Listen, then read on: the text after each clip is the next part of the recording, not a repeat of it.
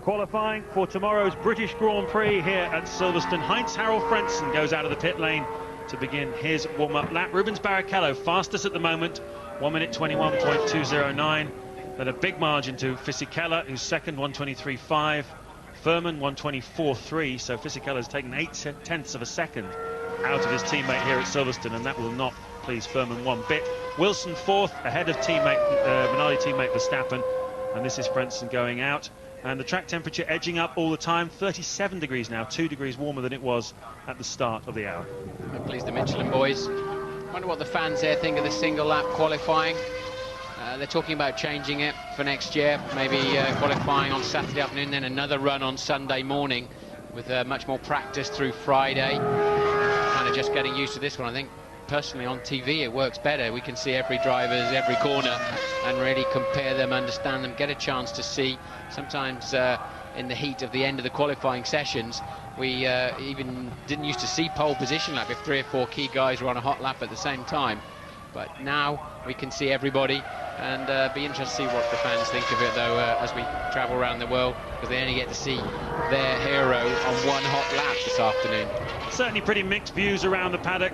Yesterday in the press conference, a lot of the team principals and chief engineers were fairly mixed in their views of single car qualifying. Some people think it's been a big success, some people think they missed the drama at the end of qualifying as it used to be, but no one misses the 20 minutes of empty track at the start. Here's Heinz Harald Frentzen launching the Sauber into another flying lap. As I mentioned a moment ago, some talk that there might be a bit of a clear out at Sauber at the end of this season, with Frentzen and Heidfeld on their way, replaced by Massa and Fisichella. It's one of many rumours doing the rounds at the moment in the silly season. Frentzen there attacking Beckett, having to be a little bit cautious on the throttle. I think Frentzen apparently is looking for a high-profile test drive possibly next year, and allegedly he said to Peter Sauber, listen, if you're going to drop one of us, make it me, because Heidfeld's younger than me, he's got more future ahead of him. So that's the story certainly going around the German press at the moment, and pretty magnanimous if that is indeed what Frentzen has said and done for his fellow city man. Sounds like something out of one of those war movies. You go on without me, Ginger, I'm a goner.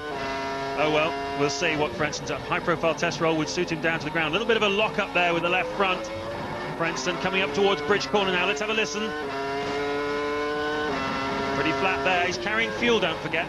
Unlike qualifying yesterday, which was on light tanks, this is carrying the fuel load they will start the Grand Prix with tomorrow, but seems to be having trouble getting the car into the corners, doesn't he? He's working a bit, yeah, but amazingly the car upshifted right in the heart of Bridge Corner.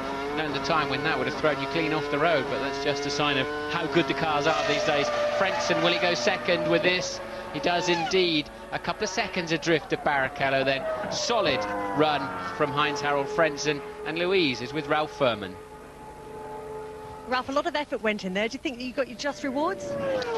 Not really. I had a really good morning with the car, actually. We were just struggling with oversteer, and then we ended up making a load of changes before the warm-up, and had a load of understeer. Unfortunately, we didn't have time to change them back, so I think it's compromised the qualifying by a lot, but hopefully tomorrow should have a good race. So. Will it compromise your race as well, or is it something that will get better in the race? No, I think it's much better for the race, but very disappointed with that. It wasn't really nowhere near where we should have been, judging from this morning's times. But anyway, should have a good race, but disappointed with today. Car goes into parc fermé conditions now, so they really can't change too much on that Jordan for Ralph Furman. Surprising, given that they test on a Friday morning too, James. A couple of extra hours there, one of the 4 teams that do that, and then all of the free practice that they've had, qualifying 1, now qualifying 2, that the Jordan is still a mile away from balance, still swapping between oversteer and understeer.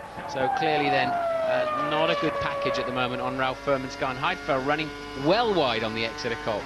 Certainly was. Nice onboard shot again. This is the really magic sequence to watch a Formula One car, isn't it? Beautiful. Look at that. How much effort is going in there. The G-loads, the energy of this car. Absolutely tremendous speed they're picking up down the long straight, the hanger straight, 195 miles an hour at this point. Hit the brakes, and then 120 miles an hour into Stowe Corner. This is where Nigel Mansell famously passed Nelson Piquet. That had the crowd on their feet, didn't it, back in 1987. So much history here at Silverstone. And Heidfeld really exploring the outer limits of the racetrack, carrying a lot of speed through the corners too, so working quite well so far. And it's quite windy out here And some of these high-speed corners, you turn into a headwind, and on the exit, you've got a tailwind, and it has quite a dramatic effect on the overall downforce level on your car, and that is why in some of the stuff they're having to really fight the car. But he's a couple of seconds down already then on Barrichello, and we know that Frentzen was less than 2 seconds behind, so Heidfeld's about to get out-qualified by the old boy again. Quite comprehensively from the looks of things. He's already 4/10ths down on his teammate. Unless he's had a miraculous final sector, this is not going to be a good day at the office for Nick Heidfeld. He slots in 4th place on a 1:23.8, and that's 7/10ths of a second slower than Frentzen. So maybe Peter Sauber might be thinking that he won't let the old guy go and keep the young guy. He might change his views on that. Depending on the fuel load that they're carrying, of course, but assuming they're on roughly the same strategy, then that certainly is a solid victory there for Frentzen in the Sauber team. Ted? Well, Martin, it's been all Bridgestone runners out on the track so far, and I can tell you Jacques Villeneuve's very unhappy with the tyre situation at Bridgestone.